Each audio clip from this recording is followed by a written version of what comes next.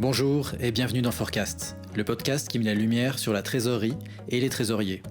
Je suis Jean-François Galéa et je serai votre hôte durant cet épisode. Au lieu de les opposer, c'est vrai qu'on va essayer de travailler avec elles. Un point à noter tout de même, c'est que les fintechs ne vont pas forcément offrir et couvrir un panel aussi large que ce que proposent les banques. Donc, c'est pour ça que parfois, ce sera judicieux de mettre en place, via une banque, une solution digitale qui passe par une fintech, par exemple. Est-ce que les ingénieurs font de meilleurs trésoriers ? Simon Daller est trésorier et ingénieur, une double compétence pas si fréquente dans ce métier.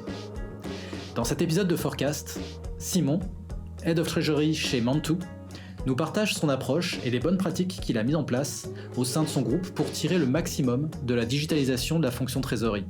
Il nous parle entre autres sujets de comment il tire parti des solutions proposées par les fintechs, de la veille technologique qu'il réalisait chaque semaine et de sa vision de l'évolution du métier de trésorier.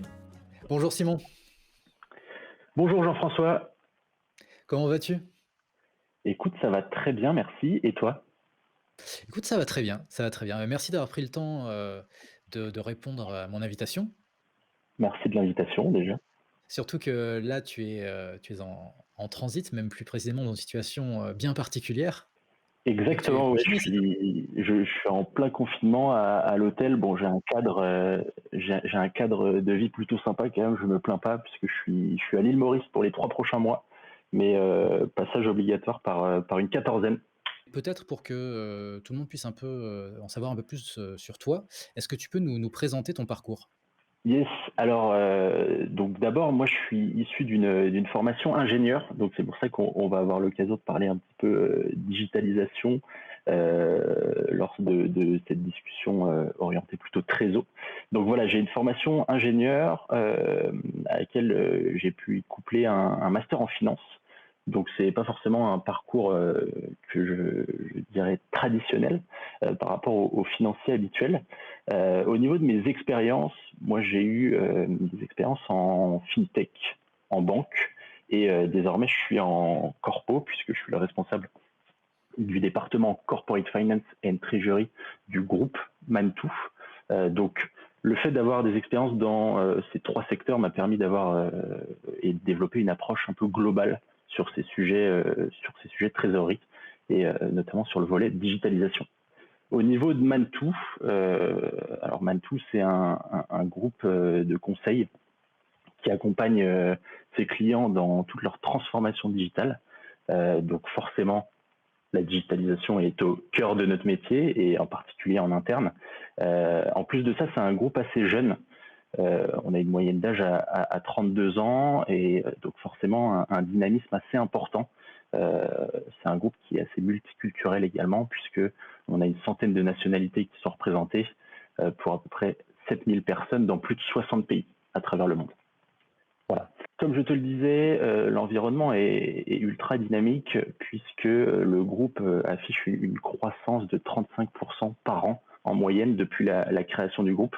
Évidemment, la crise du Covid a un peu réduit ce chiffre-là, mais on reste tout de même en croissance sur l'année 2020. Ce qui est important de noter, c'est que cette croissance, elle est principalement organique. Donc aujourd'hui, nos problématiques, elles sont internes et non liées à des soucis d'intégration de sociétés externes. Ok. Oui. Au niveau du groupe, donc comme tu le disais en introduction, actuellement, je suis basé à Maurice. On est sur un format un peu particulier puisque le groupe, depuis sa création, a développé ce qu'on appelle le travail en full remote. Donc, il y a énormément de personnes qui ont la possibilité de travailler à distance, pas forcément basées dans des bureaux. Ça a été mon cas personnellement puisque initialement, je suis rentré dans le groupe en 2017. J'ai intégré le groupe à Paris. Puis ensuite, j'ai été basé dans les bureaux de Barcelone pendant 1 an. Et depuis 2019, je suis à Lyon. J'ai pu faire un petit passage à Amsterdam sur les 3 derniers mois de l'année 2020. Actuellement, je suis à Maurice pour les 3 prochains mois, comme je te le disais, et je serai basé à Cape Town, en Afrique du Sud, à partir d'août. Donc, on ne peut pas dire que tu es un trésorier sédentaire, quoi. Exactement. Je pense qu'aujourd'hui, et on va avoir l'occasion d'en parler pendant notre échange aujourd'hui. Voilà, le fait que ce métier est en train de se digitaliser, complètement se renouveler, fait que il n'y a pas forcément un intérêt d'être basé sur un lieu fixe. Et donc cette tendance que j'appellerais de work from anywhere, cette tendance tend à se développer. D'ailleurs, le Work from Anywhere, c'est quelque chose qui a été lancé par Spotify en début d'année 2021. Je ne sais pas si tu as vu ça dans les news, où ils ont autorisé 100% de leurs employés, pour le coup, à travailler depuis leur lieu de leur choix. Donc c'est assez intéressant, ça ouvre pas mal de questions par rapport au futur du travail et au positionnement de chacun des employés. Oui, c'est assez révolutionnaire, mais c'est vrai que ça demande quand même une base en termes d'organisation qui le permettent, parce qu'il ne s'agit pas juste de faire ce choix, ce n'est pas qu'un choix, c'est aussi une logistique. Et là-dessus, la preuve en est que le rôle de trésorier se prête à ce genre de choses. Non, je suis complètement d'accord avec toi. Particulièrement lors du début de la crise, moi j'ai pu avoir quelques personnes, notamment dans ma famille, qui travaillaient dans des secteurs assez particuliers, ou même dans de la fonction publique plutôt. Et j'ai pu voir et comparer nos outils par rapport aux leurs. Et c'est vrai que nous, du fait que le groupe travaille depuis 14 ans de cette manière, avec des outils digitaux qui nous permettent d'interagir, peu importe où l'on est dans le monde, c'est vrai que ça fluidifie énormément nos échanges. Et lorsque le confinement a commencé, le premier confinement a commencé, c'est vrai que finalement, on n'a pas été chamboulé dans notre manière de travailler. Oui, donc toi, tu es immergé dans une culture tech très forte, avec tout ce qui va avec. Et j'ai cru comprendre dans ce que tu m'expliquais que chez Mantoux, vous avez aussi une autre particularité en termes culturels, qui est le fait que vous gériez en interne beaucoup de projets qui en général sont externalisés, que c'est quelque chose dans votre process, que vous créez des outils, vous créez même des activités. Est-ce que tu peux nous en dire un peu plus et nous dire quel impact ça a pu avoir sur la fonction trésor au sein de ton groupe? En effet. Donc, juste pour définir rapidement la fonction trésor et comment ces différentes applications ont pu s'intégrer par rapport à la fonction trésorerie chez Mantoux. Nous, aujourd'hui, la trésorerie a un scope assez large, puisque va évidemment gérer les sujets de cash management, de FX, mais également tous les sujets d'optimisation du besoin en fonds de roulement, où on va venir gérer le cycle order to cash et procure to pay, donc O2C et P2P. Et également tout un volet risque client, avec, on en reparlera tout à l'heure, une analyse du risque client qui a été mise en place depuis peu, et un outil de credit scoring qui est implémenté chez nous depuis l'année 2020. Voilà. Ce qu'il faut savoir également, c'est que nous, on gère l'intégralité de la relation bancaire, notamment les sujets de financement un peu plus structurants avec nos banquiers, pas uniquement la relation quotidienne sur la gestion des opérations, etc. Et tout cela entre le Chili et le Japon, donc sur les 60 pays que je te mentionnais tout à l'heure. Voilà. Comme tu le disais, on a une culture assez tech chez nous, puisque initialement les systèmes d'information avaient été développés en interne avec un certain nombre d'applications, notamment un TMS maison, mais également une application de facturation, de recouvrement. Toute la gestion financière avait été développée grâce à nos équipes IT qui sont basées un peu partout dans le monde. Et depuis peu, on fait face à un certain nombre de problématiques, notamment le fait de venir intégrer des nouvelles solutions qui soient plutôt externes. Donc on va aller comparer ce qui existe chez nous, et on se rend compte que sur le marché, il y a des solutions digitalisées qui sont extrêmement efficaces, d'une part, et surtout, le second point, c'est que c'est leur métier. Donc, par rapport à nous qui travaillons en interne, certes, on a un certain nombre de développeurs qui travaillent en permanence sur tous les sujets, mais en général, ils vont être alloués à plusieurs applications.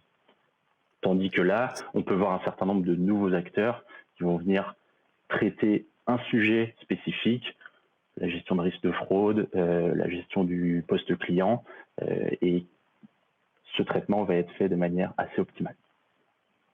D'accord. Oui, c'est vrai que c'est quelque chose qui est quand même assez spécifique à votre approche, à votre culture, que d'internaliser donc des développements d'outils. Ça existe dans d'autres groupes, mais je crois qu'à votre niveau, c'est quand même quelque chose qui était vraiment très, très, très présent. Le fait d'arriver au final à ce changement aussi, cette évolution dans votre vision des choses, c'est aussi en effet, comme tu le dis, le fait qu'il y a un écosystème d'acteurs qui apportent des services à la fonction trésorerie qui se sont mis en place et qui maintenant sont quasi impossibles à ignorer. Malgré tout, des acteurs qui apportent des services aux trésoriers, ça ne date pas d'hier. En premier lieu, les banques. Comment C'est clair. toi, comment dire, tu distingues un peu ces différents types de services et comment tu les abordes toi en tant que trésorier? Comment tu choisis un même service d'un prestataire, qui soit une fintech, une banque, un éditeur?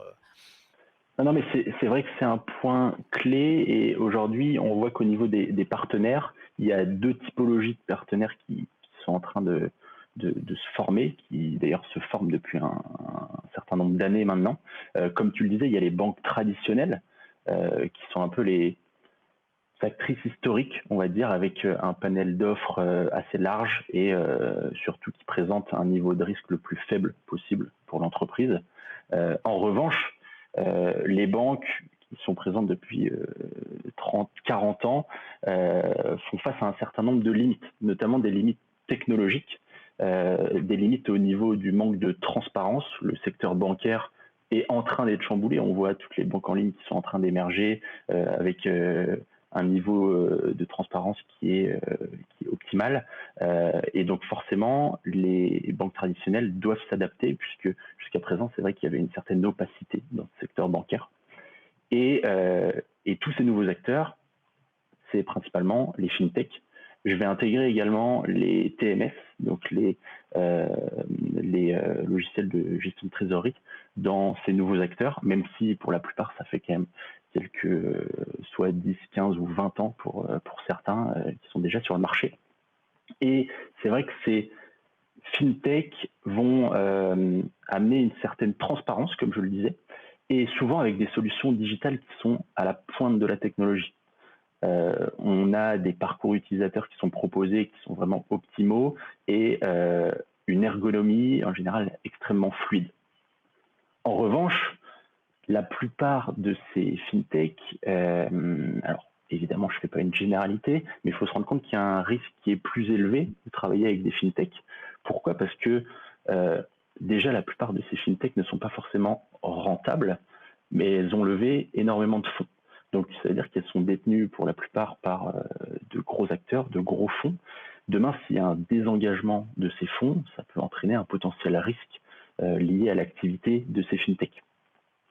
Donc, déjà, c'est un point à considérer. Et en plus, pour un département d'audit interne d'une entreprise comme la nôtre, forcément, ça entraîne quelques réticences de mettre en place ce genre de solution.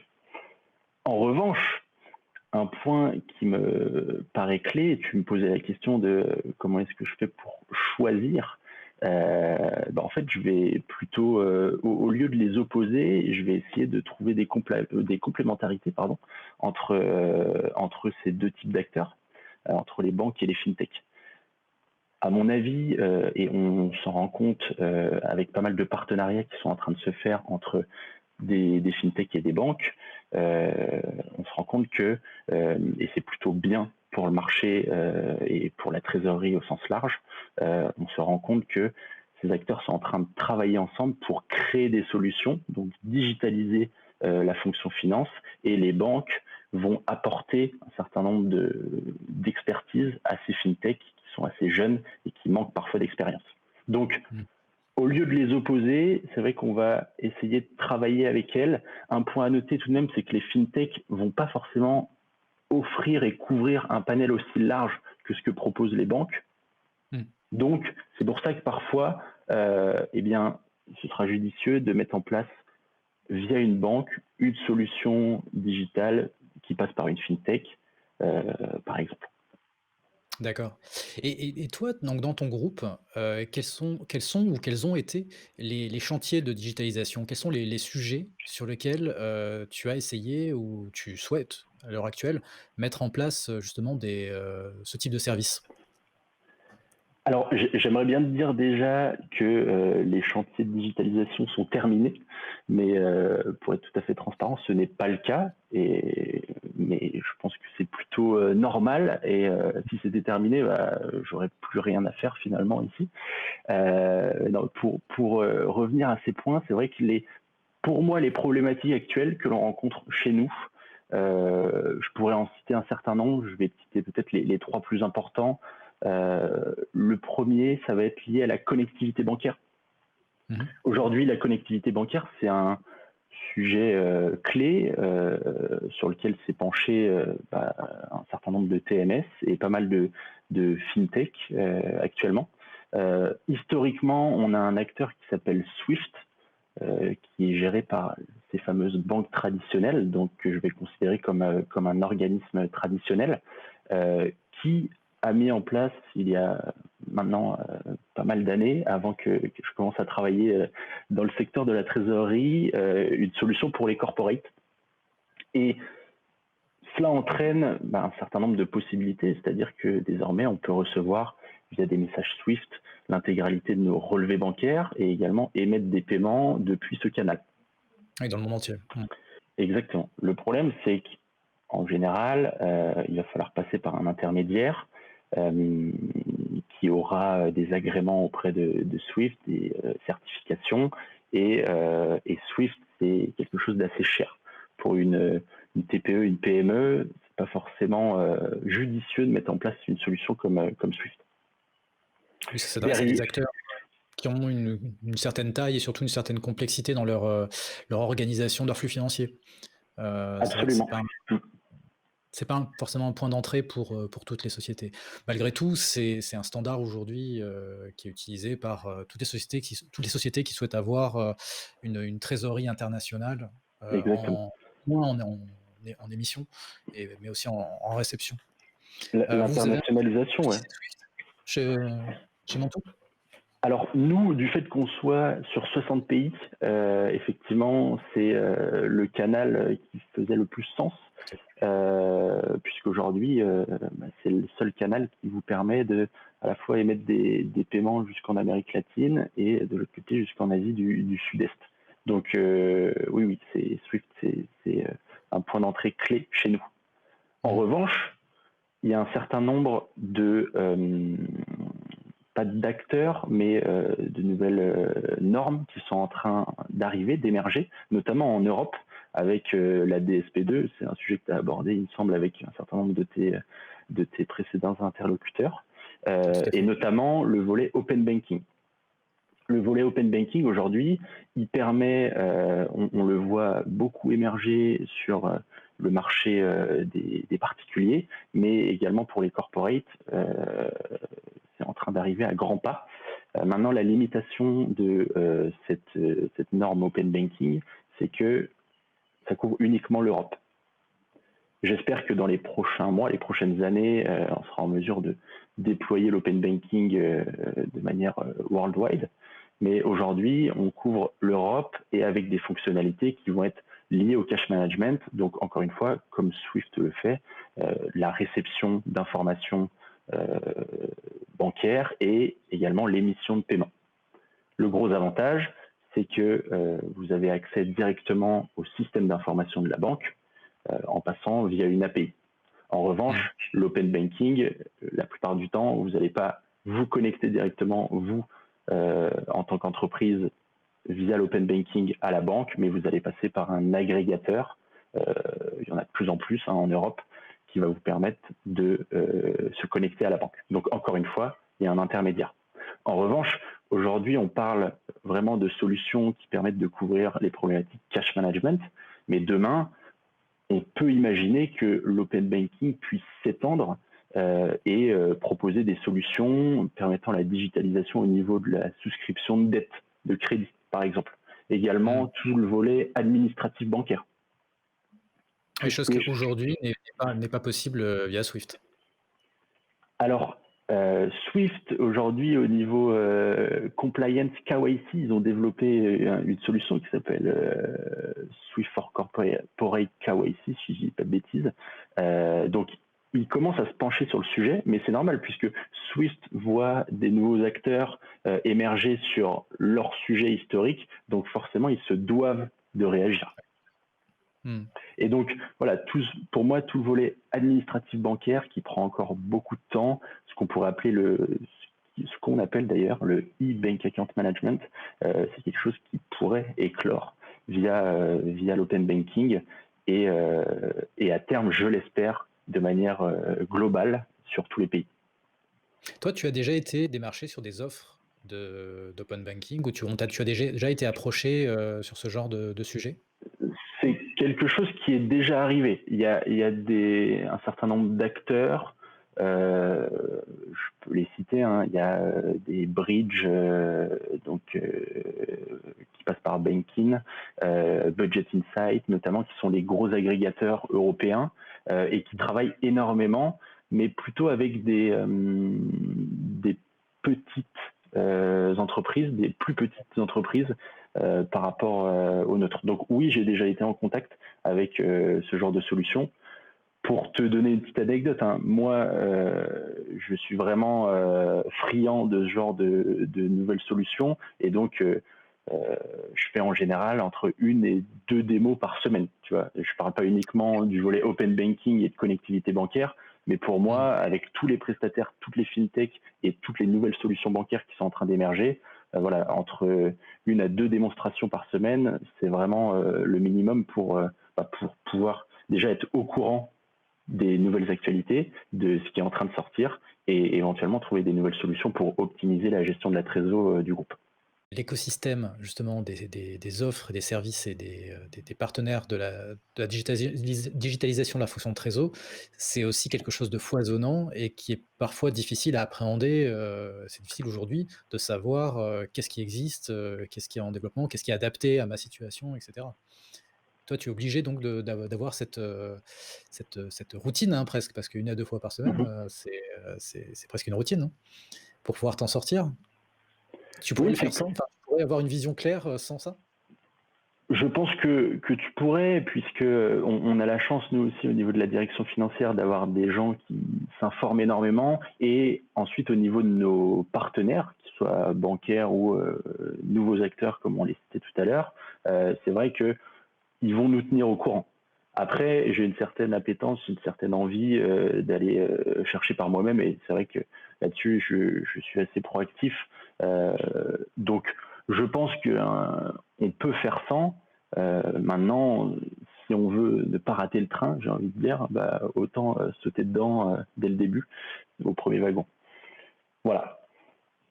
Voilà, pour moi, c'était le premier sujet, connectivité bancaire. On a parlé de Swift, on a parlé d'open banking.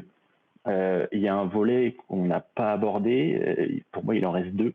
Le troisième volet, ça va être plutôt les API de trésorerie qui, elles, vont être proposées au niveau des banques directement. Et là, pour le coup, les banques vont vous proposer d'aller vous intégrer directement à leur système d'information via des API. Donc là, il y a plus d'intermédiaires. Et pour le coup, voilà, ça revient à peu près à la même chose que l'open banking, sans intermédiaire, et surtout, les API de trésorerie peuvent être disponibles partout dans le monde.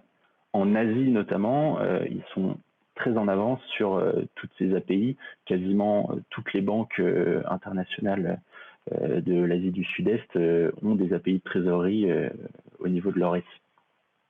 Voilà. Le dernier point que je vais mentionner, tu me vois sans doute arriver, c'est le volet plutôt blockchain et crypto.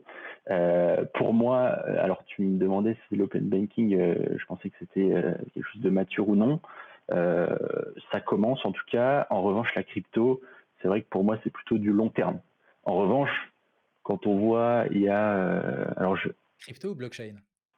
alors plutôt la technologie blockchain, mais derrière, ça passera sans doute via des cryptos.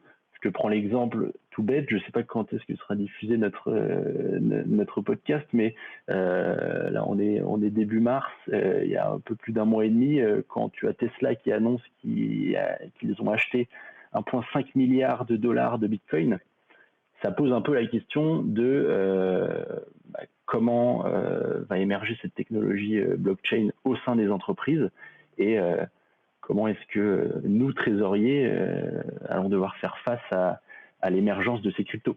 Donc aujourd'hui, bien malin celui qui pourra répondre à cette question. Je ne suis pas là pour m'avancer et je suis loin d'être expert sur le sujet, mais en revanche, c'est quelque chose à prendre en considération.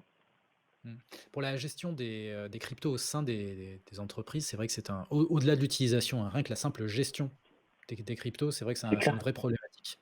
Il y a d'ailleurs une très belle société française qui s'est penchée sur le sujet, qui est la société Ledger, qui a Oui. une solution de coffre-fort électronique pour les entreprises, justement pour gérer leurs cryptos. Peut-être qu'un jour, j'aurai l'occasion de les interviewer à ce sujet dans un prochain podcast. Mais en effet, c'est un sujet qui est vaste et sur lequel je pense il y aura un certain nombre d'actualités C'est clair. dans les années à venir, hein, parce qu'on n'est pas sur quelque chose qui va émerger très très très prochainement, Mhm. mais on en entendra parler. Je ne sais pas du tout ce que ça pourra donner, mais il y a des chances qu'on en entende parler. Et voilà, c'est vraiment super intéressant de voir tout ce qui émerge. Encore une fois, hein, toutes ces problématiques sont des problématiques liées à la trésorerie. C'est pour ça que c'est vraiment génial de travailler sur ce domaine-là à l'heure actuelle, puisque à mon avis, les 10 prochaines années vont être passionnantes. Tout à fait. Et donc, là, on a parlé de connectivité, donc un sujet central, hein, dans les relations banque corporate. Mais pour ce qui est des chantiers de digitalisation, toi, les chantiers que tu abordes, il y en a d'autres.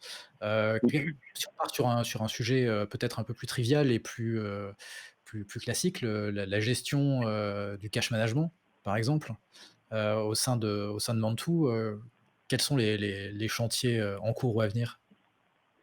Alors, au niveau de la gestion du cash management, il y a un point crucial et qui est complètement lié à la crise que l'on traverse.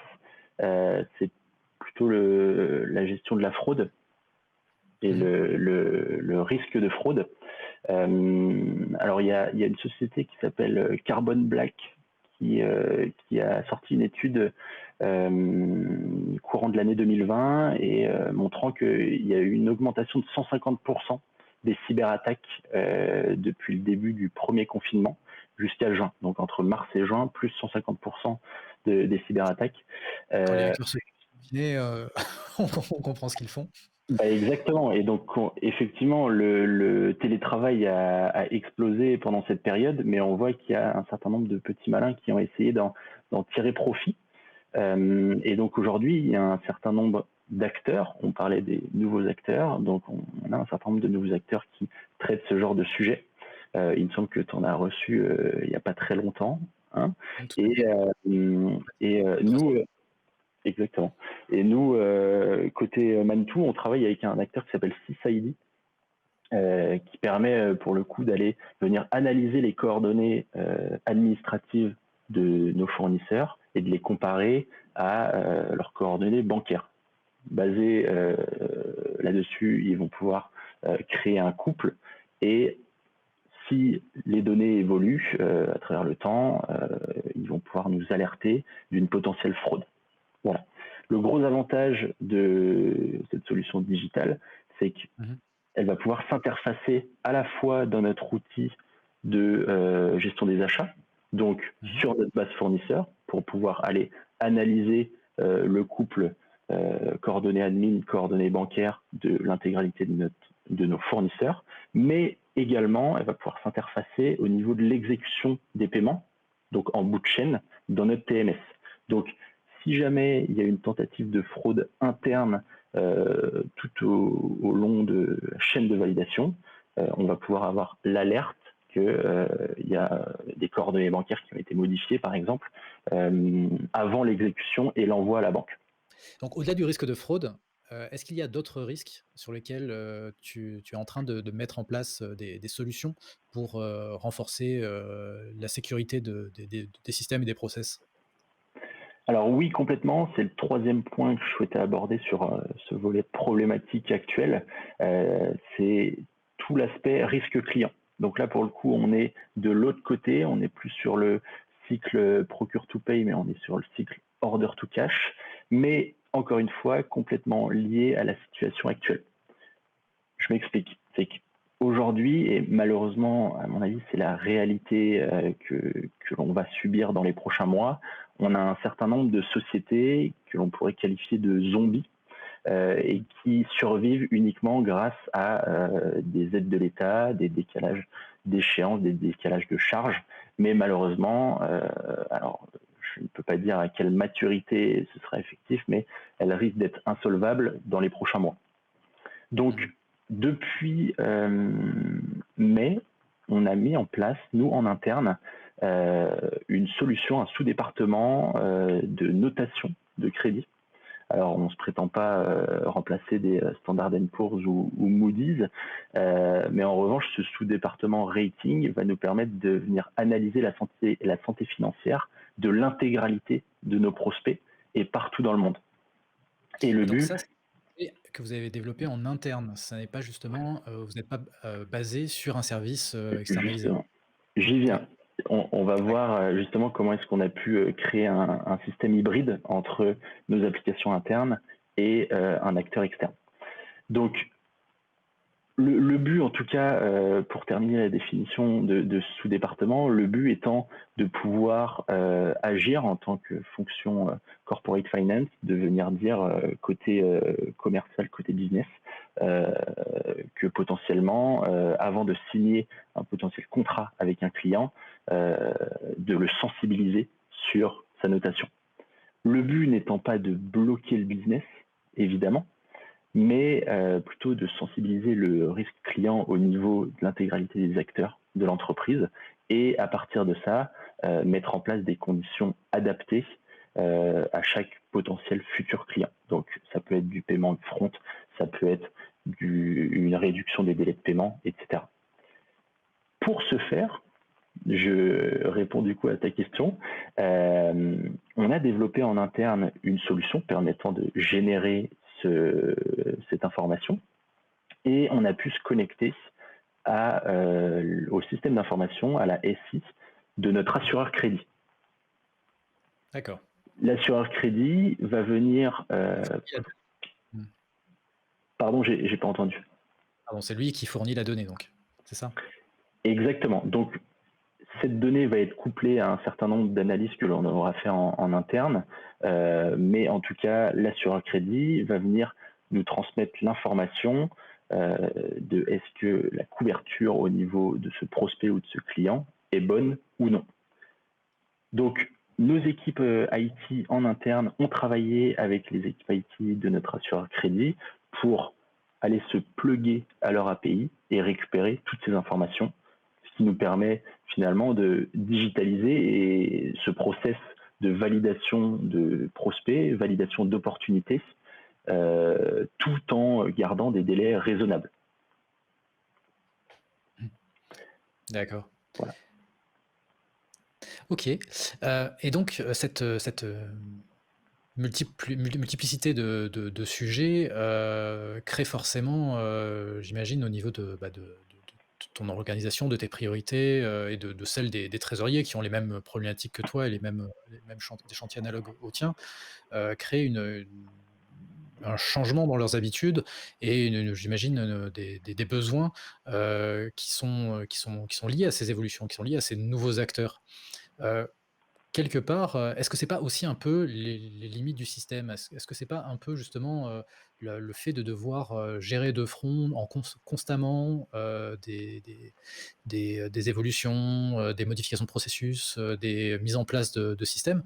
Est-ce que c'est pas quelque part un autre métier que celui du trésorier?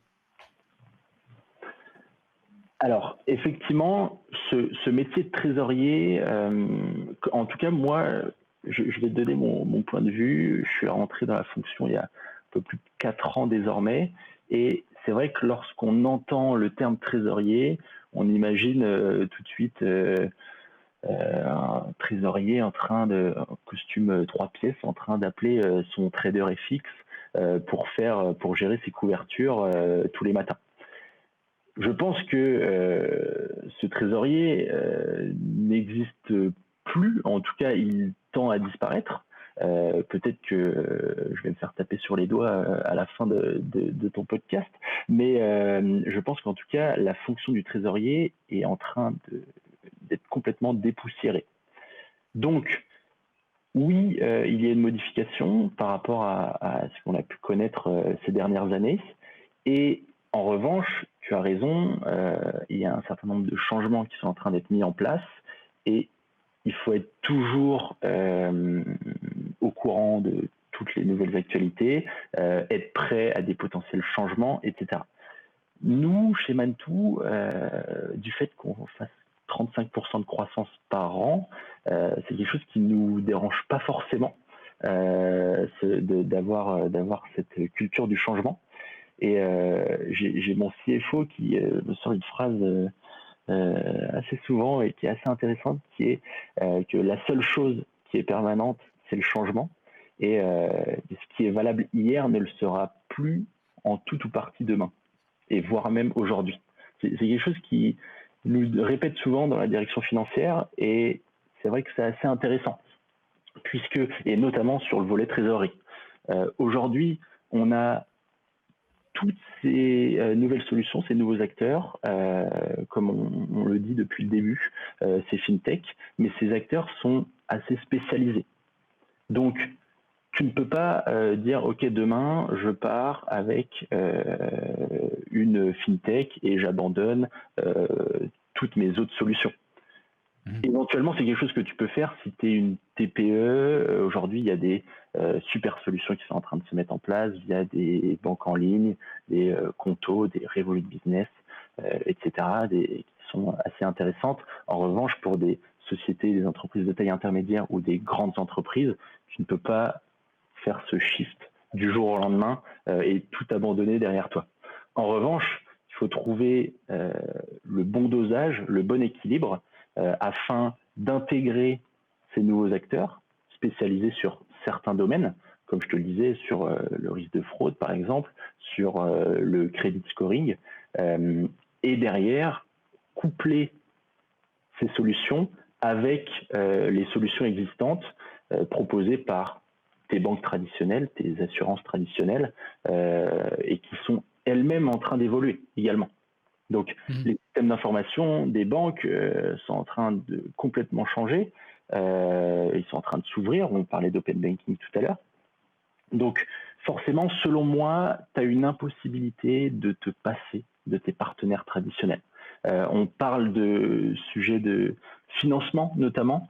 Tout à l'heure, donc je parlais de Revolut Business, de Conto, d'un certain nombre de nouvelles banques en ligne qui sont disponibles pour les entreprises. Aujourd'hui, ce sont des super solutions, mais sur un volet plutôt orienté crédit, financement. Aujourd'hui, oui, tu ne peux pas encore rivaliser avec d'autres banques. Selon moi, c'est impossible de se passer de ces partenaires traditionnels, de ces banques traditionnelles sur l'intégralité des sujets que peuvent traiter la fonction finance. Donc, il y a un vrai écosystème à créer, et cet écosystème, il tend à évoluer, il tend à changer avec l'intégration de nouveaux acteurs, peut-être l'absorption d'autres acteurs. Mais voilà, pour moi, le but étant vraiment de trouver la solution à la problématique suivante, qui est de comment passer d'un travail en réactivité pour le trésorier à un travail de pilotage des événements en cours et futurs. Merci beaucoup Simon, c'était vraiment très intéressant et très riche. Merci Jean-François. Je te souhaite une bonne, un bon confinement à l'île Maurice. Eh ben, un grand merci. Et j'espère pouvoir mettre le pied Oui, dehors. il me reste 10 jours, donc je ne suis pas trop inquiet. Merci encore pour ton invitation, c'était un plaisir d'échanger et à très bientôt. Cet épisode est maintenant terminé. Si vous avez aimé ce podcast, aidez-nous à le faire connaître en le partageant sur LinkedIn et en suivant la page du podcast. Merci d'avoir passé ce moment avec nous et à très bientôt pour un nouvel épisode.